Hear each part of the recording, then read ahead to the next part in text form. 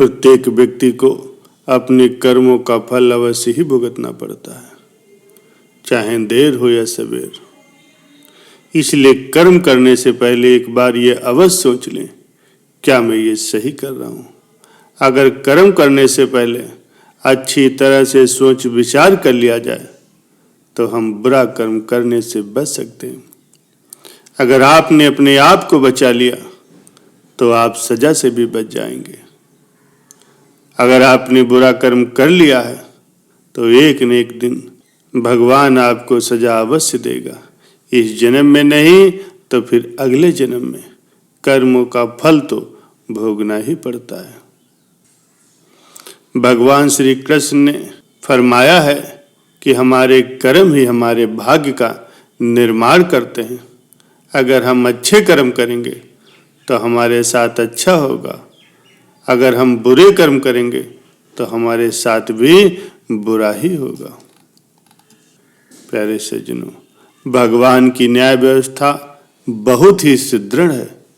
कर्म का फल अच्छे कर्म करने वाले को अच्छा और बुरे कर्म करने वाले को बुरा फल अवश्य ही भोगना पड़ता है। भगवान के घर देर भले ही हो जाए मगर अंधेर नहीं होता। प्यारे सज्जनों, प्रभु ने प्रत्येक कर्म के फलीभूत होने का समय पहले से ही निर्धारित कर रखा है। समय से पहले या समय के बाद में फल की प्राप्ति नहीं होती। प्रभु की प्रत्येक रचना, उनका प्रत्येक नियम इतना ज्यादा गहरा है कि हर एक प्राणी उसको जान या समझ नहीं सकता। आज जो भी कर्म हम कर रहे हैं, परिपक्व होकर उनसे ही हमारे भाग्य की रचना होनी है। हमारे भाग्य के निर्माता हम खुद हैं और प्रत्येक मनुष्य को उसके भाग्य के अनुसार ही उसे फल या कुफल अवश्य ही प्राप्त होता है। इस समय हम जो दुख भोग रहे हैं, ये सब हमारे ही पिछले जन्मों के या फिर इसी जन्म के हमारे किए गए पुण्य या बुरे कर्मों का ही फल है। इसमें किसी दूसरे को दोष नहीं देना चाहिए। भगवान का एक विधान ये भी है कि हमारे कर्म, हमारे विचार, हमारी भावना के अनुसार ही हमें सुख या दुख की प्राप्ति होती और वो सुख या दुख हमें खुद को ही भोगना पड़ता है। मनुष्य के कब किए गए पापों का फल उसे कब मिलेगा, इसका कुछ भी पता नहीं। ये भगवान का विधान भी बड़ा ही विचित्र है। जब तक पुराने पुण्य प्रबल रहते हैं तब तक उग्र पापों का फल नहीं मिलता और जब पुराने पुण्य खत्म हो जाते हैं तब पाप कर्मों की बारी आती है। पाप का फल भोगना ही पड़ता है, इस जन्म में भोगना पड़े या फिर अगले जन्मों में। इस लोक में जो भी दंड भोग लिया जाता है उसके थोड़े में ही शुद्धि हो जाती है, नहीं तो परलोक में फिर बड़ा भयंकर दंड भोगना पड़ता है। प्यारे सज्जनों, मगर सत्संग उस दंड को कम करा देता है या फिर कुछ प्रसाद के रूप में दे सकता है। अपने दुखों को हंस हंस करके झेल लो या फिर रो रो करके झेलो, ये तो हमारे ही कर्मों के फल है, हमें अवश्य ही भोगना पड़ेगा। और रोने से कष्ट दुगना हो जाता है, हंसते हंसते भोगने से आधा रह जाता है। कर्म तो करना ही पड़ेगा, नहीं करोगे तो भी पाप चढ़ेगा और जैसा कर्म होगा वैसे ही फल की प्राप्ति होगी।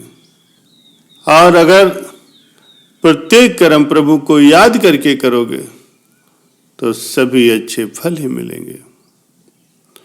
ये धन दौलत, ये सुयश, खुशियां, सफलताएं, सुखी परिवार, ये सब हमारे कर्मों के फल हैं। पीड़ा, दुख, बीमारियां, दुखी परिवार, रोना धोना, ये सब हमारे बुरे कर्मों के फल हैं। भूतकाल में हमने जो भी किया था उसका फल हमें अब मिल रहा है। भूतकाल में हम जो भोग चुके हैं या जो बच गया है उसे हम इस जन्म में भोगेंगे। प्यारे सज्जनों, भगवान श्री कृष्ण जी से भीष्म पितामह ने कहा, कान्हा, मैंने ध्यान करके अपने 73वें जन्म तक का हाल देखा है। उन जन्मों में मैंने ऐसा कोई भी कुकर्म नहीं किया था जो मुझे बाणों की सैया पर सोना पड़े। श्री कृष्ण मुस्कुराते हुए बोले, हे भीष्म, 73वें जन्म से पहले 74वें जन्म में जब आप किशोर अवस्था में थे तब वन में घूमने के लिए गए। वहां पर पत्ते पर बैठी हुई एक टिड्डी के शरीर में आपने कांटा चुभोया। उस कर्म का फल घूमते घूमते अब आपको मिल रहा है। प्यारे सज्जनों, जब आप कर्ता होकर के कोई कर्म करते हैं तो फिर यह जरूर सोच लें कि इसका फल क्या होगा। धृतराष्ट्र ने भी श्री कृष्ण से अपने कर्मों का हिसाब किताब पूछा। कहा कि मैंने ऐसा कौन सा कर्म किया था कि मुझे अपने ही बेटों की मृत्यु का सुख मिला। मैंने अपने 100 जन्म पीछे तक का हाल देखा है। उन जन्मों में मैंने कोई भी ऐसा कर्म नहीं किया। तो श्री कृष्ण जी ने अपने योग बल से देखा, पिछले एक जन्म में धृतराष्ट्र एक राजा थे और वो स्वादिष्ट व्यंजनों में खोए रहते थे। बिना विचार किए जो भी सामने आ जाता था उसे खा लेते और उसको इनाम भी देते। एक दिन रसोइये ने हंस के 100 बच्चों का मांस बना करके एक एक करके राजा को खिला दिया। श्री कृष्ण ने कहा, धृतराष्ट्र जी, आप उस वक्त स्वाद में अंधे हो गए थे, तभी आप इस जन्म में भी अंधे बने। आपके पुण्यों के प्रभाव से 100 जन्मों तक तुम्हें उन पाप कर्मों का फल नहीं मिला, लेकिन इस जन्म में हंस के 100 बच्चों को खाने का फल तुम्हें मिल गया, तभी तुम्हारे 100 पुत्र मारे गए। प्यारे सज्जनों, विचार करिए कि साथ क्या लाए थे और क्या लेकर के जाएंगे। मनुष्य को ऐसी कमाई करनी चाहिए जो इस संसार में भी काम आए और मृत्यु के बाद भी उसे अपने साथ ले जा सके। प्यारे सज्जनों, हमारे अच्छे कर्म ही हमारे काम आएंगे। आप सभी जानते हैं कि मनुष्य संसार में खाली हाथ और नंगे बदन आया था। मृत्यु के समय भी ये धन दौलत, जमीन, मकान, व्यापार, नाम, शोहरत, रिश्तेदार, भाई बंद, परिवार, बच्चे, किसी को भी वह साथ नहीं ले जा सकता। आप चाहे सम्राट हो या कोई भिखारी हो। इसलिए इतना मोह, इतना ज्यादा लगाव इनसे क्यों रखें।